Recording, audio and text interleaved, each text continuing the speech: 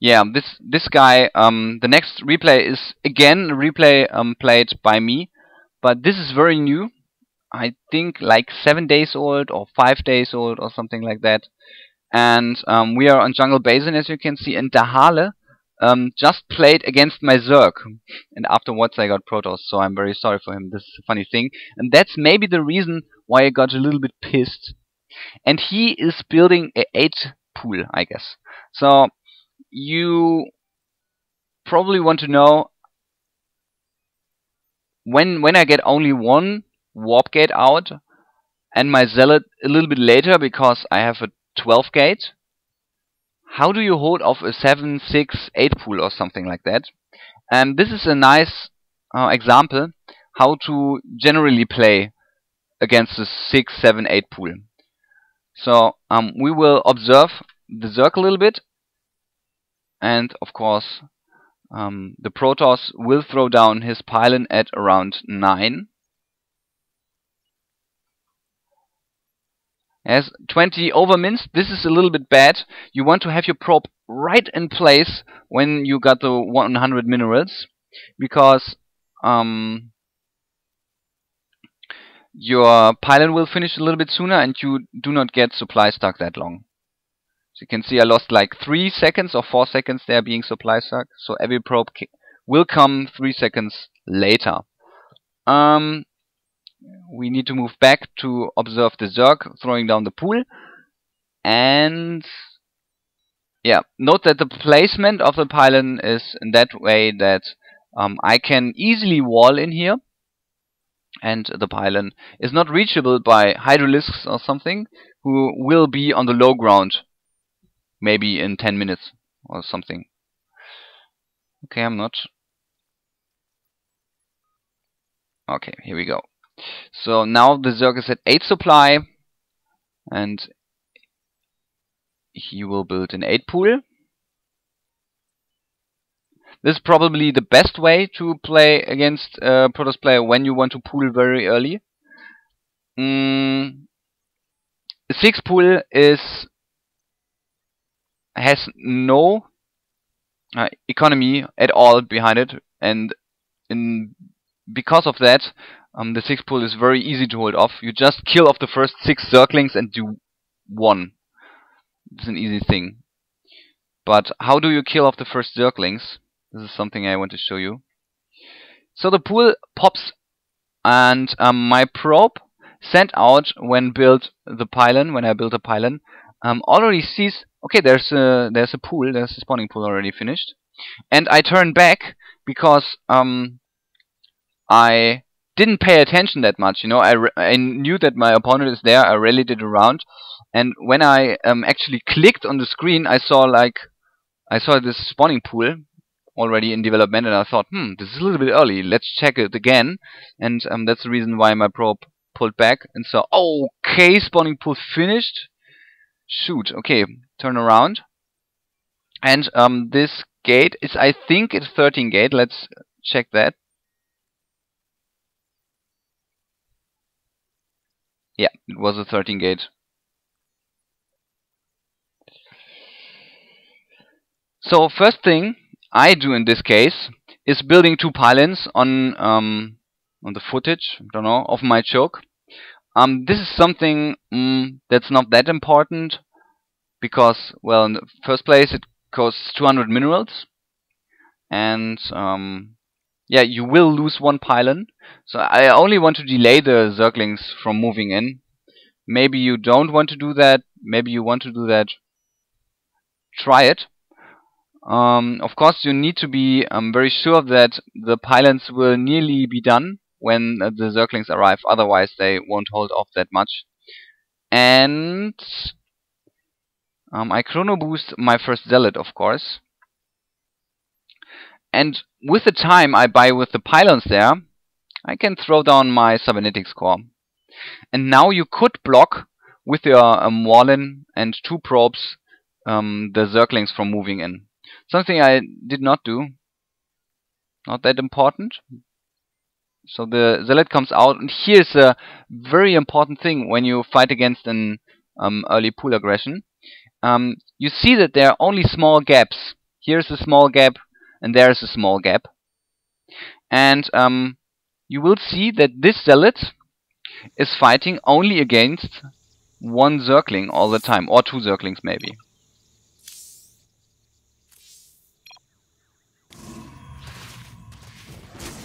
Look at this. Try to surround that. Impossible. And then I pulled my props to the happening.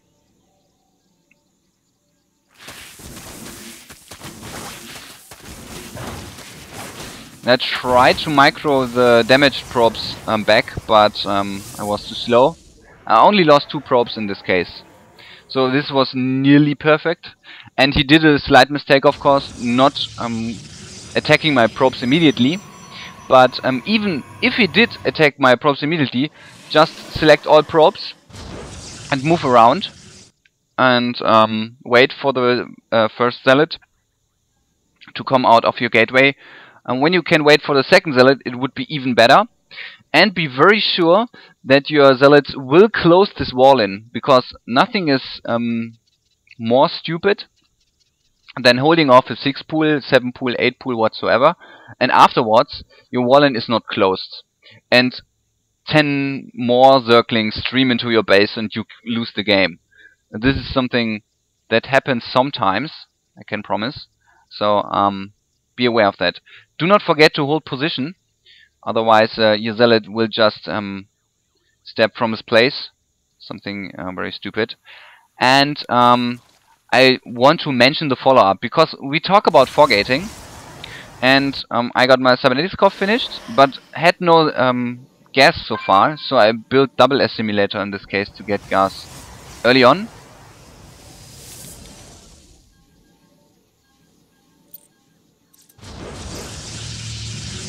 And I built 2 more gateways in this case. So I recommend to you just build 3 more gateways and forgate your opponent. I wanted to fast expand, experiment a little bit more with sentries and so on. But as you can see, my scout probe is at the enemy's base. And I see that he's getting a fast expansion. So after sacrificing so much economy building this very, very early pool, building so many Zerglings from the start, so his probe drone count still is only at 16, while I'm at 20, and I lost 2 probes. So I feel like, okay, he spent so much money, I just forgate him. And yeah, we will see some forgate micro there. In the last game we did not see forgate micro at all. The Zerg player, aka I, was not that good prepared, although he saw it coming. So this player is a little bit better.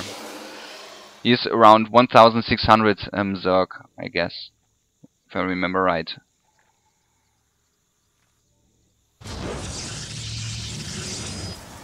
So after I saw him expanding, I built my 4th gateway, sent out a probe to have a warp-in pylon. In this case I warped in on the back door because I wanted to fight against his expansion hatchery. You probably want to attack at the front gate whatsoever, have your pylon in front. And be aware of the problem that your opponent could counterattack you with some Zerglings, so still have this spot closed there. I should have moved one of the zealots to the front and used the other one to close my wall in, or just build a pylon in that place. Both things would work out very well. In this case I just did not do that. Not that important. And note that I warped in 2 Stalker and 2 Zealots. And I only have 4 probes in my simulators. So this is something I want to talk about. When 2 probes working in your simulators, this is of course for every race the same. They work on 100% when 2 probes are in their simulators. But when 3 probes are in their simulators, in most cases the 3rd harvester is not working at his full potential because he has to wait some seconds. We can observe that probably at the Zerg player. Yeah, this is one of the nearly 100% extractors. But as you can see here, he is waiting. So, there was a thread on teamliquid.net, so the third worker is working from 60 to 99%, something like that. And I built 2 assimilators because I wanted to take up, build maybe double Stargate Phoenix or something like that. But I saw, okay, I want to forgate, so I don't need that much gas. So I pulled off 2 probes, but from each assimilator 1 probe. So get back to the front, and I warped in 2 Zealots and 2 Stalker because I had no idea what I will face. I had no scouting information, if there are many roaches, if there are many links, and so on. So again, my opponent is not that much prepared, but of course I want to show you a steamroll. And yeah, you can use a little bit micro there. Move your stalkers without shield energy, the backside. Get more zealots when your opponent is building zerglings, and especially when Zerg player is under pressure, he will build tons of zerglings. So after you lost all your zealots, like I did, get more zealots and use your chrono boost.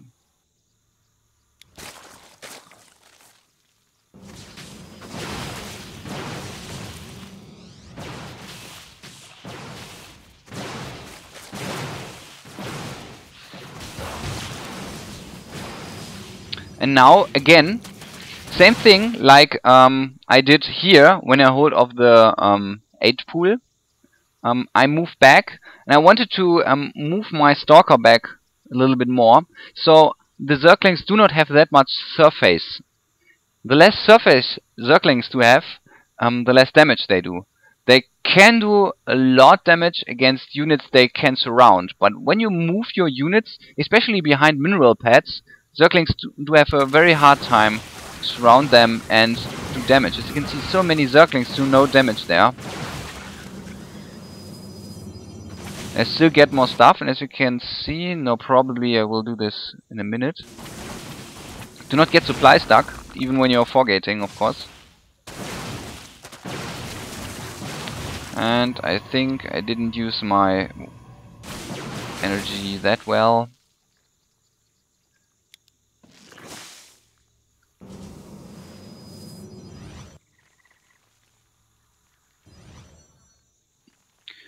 So again, one more thing about micro. He's counter-attacking me. I move back, and now I want to show you this case. Very cool stuff. One moment, 10 seconds. I was surprised by myself that it worked out that nice. Yeah, now we have zealots fighting in the front, and the stalkers and the sentries are guarded. So the zealots can fight against zerglings, and the stalkers can do damage from the rear. And no zerg can hold this off. I think he killed me like 3 zealots, and I killed all of it.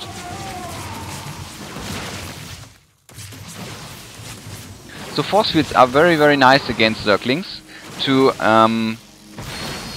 create situations like when you are behind mineral fields. Use it. Very important. When you warp in some zealots, of course, against zerglings, you will have some overgas, of course. And then you just build some sentries. Okay, so I talked a little bit about forgating it all, about forgating micromanagement at the front. Do not forget to chrono boost your nexus. And yeah, as you can see, I built a forge there and a twilight console to get blink and of course access to Psystorm later on, and get my 1-0 upgrade. Probably throw down pylons or something like that, because sometimes you forget your opponent and he already got a spire.